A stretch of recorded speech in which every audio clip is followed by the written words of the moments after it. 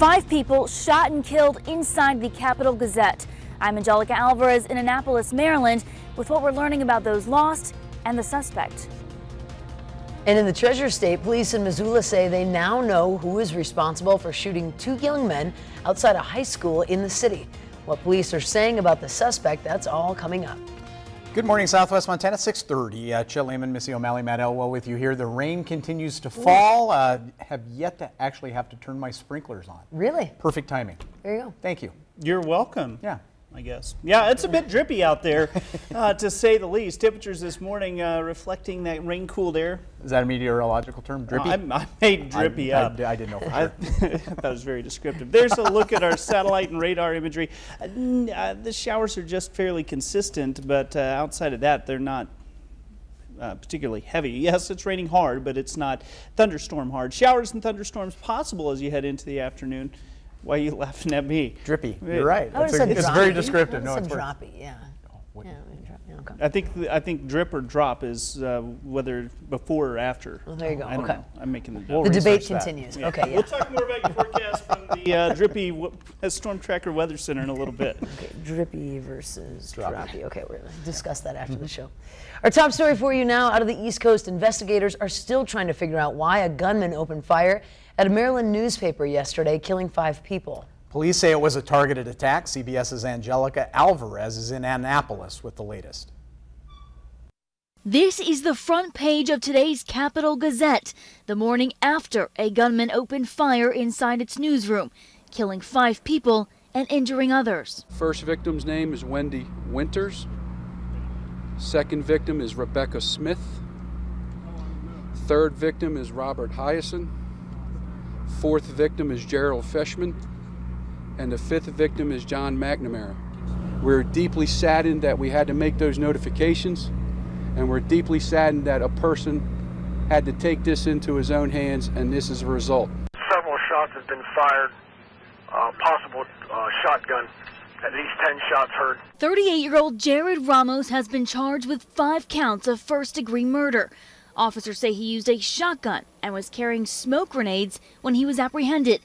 Police arrived at the scene within a minute of the first emergency call. They just went straight in there, and when he heard them coming, he threw his weapon down, and less lives were lost than I think could have been lost. The Gazette reported that Ramos has a long-standing grudge against the newspaper. He filed a defamation suit against it in 2012, but a judge dismissed the case. Sources say officers used facial recognition software to ID Ramos because he had damaged his fingertips to prevent quick identification. Authorities were seen searching his apartment late last night. Angelica Alvarez, CBS News, Annapolis, Maryland. Newspaper. Also, 2 people were treated with minor injuries at a nearby hospital. Neither was shot. The injuries are believed to be caused by flying glass. Both people involved in the defamation suit are no longer with the newspaper. A lot more to follow on that on CBS This Morning coming up next. Closer to home, with Independence Day coming up soon, fireworks stands are popping up all over the place.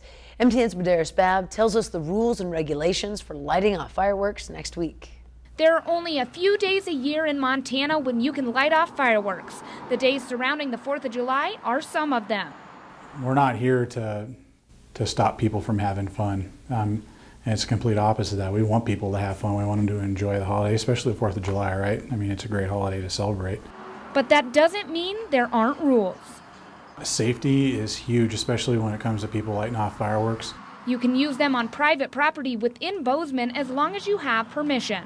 The places they are not allowed include major streets and alleys, within 300 feet of any public park, within 1,000 feet of any hospital or medical facility, under or on top of any motor vehicle, or within 300 feet of any gas station. Yeah, I mean, when it comes to especially the ones that get launched into the air, you never know where they're going to land, the sparks that come down, and you just don't want to set somebody else's property on fire. In Bozeman, fireworks that shoot no higher than 15 feet, wheels with up to 6 driver units or tubes, and sparklers that are less than 12 inches long are all permitted for use within city limits. Every firework is intended to operate a certain way, but we all have seen ones that don't. So you want to be prepared in case it lands somewhere that you don't intend it to, and it starts a fire. You want to be able to rapidly extinguish it. fines for not following these regulations range anywhere from $100 to $500. In Bozeman, Medeiros Babb, MTN News. Now, areas surrounding Bozeman, like Belgrade, do have similar firework ordinances. Meantime, in Butte, the rules about fireworks are a little bit more loose, but officials are asking the public to show some courtesy. People are allowed to purchase and use fireworks in Butte between the 24th of June and July 5th, but there are no city ordinance limiting the time of day. Officials ask that people stop setting off fireworks after 10 o'clock in the evening. There's a lot of elderly folks and a lot of people with pets, and you just want to be a good neighbor. And if it goes later, then law enforcement officers usually end up getting a call and they might come. So we just want to try and prevent that. Now, the chief adds never let children use fireworks unsupervised by adults. Avoid setting them off near grass or vegetation, and use some common sense. In other headlines this morning, in an 86-11 vote, the U.S. Senate has passed its version of the Farm Bill. Now, this all comes before a week-long recess for senators. Now, with two versions of the bill available, the House and Senate must resolve any major issues between their respective bills before the September 30th deadline. Biggest difference now stands at what to do with the SNAP program.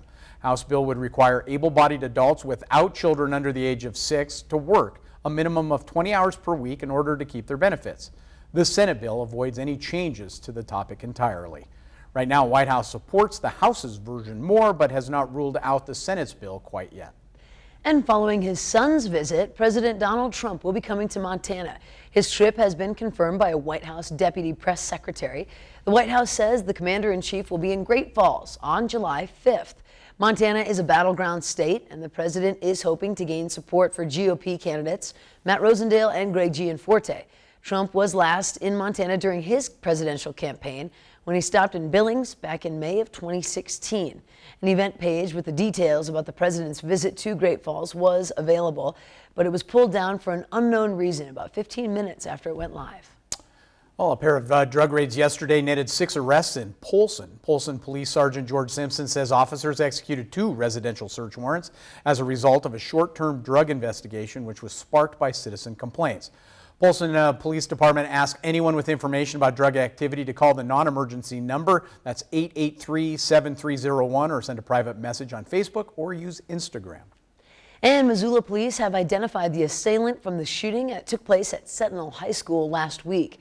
Law enforcement are actively looking for him and believe that he may be armed and dangerous. MTN's Connor McCauley has our latest on this investigation.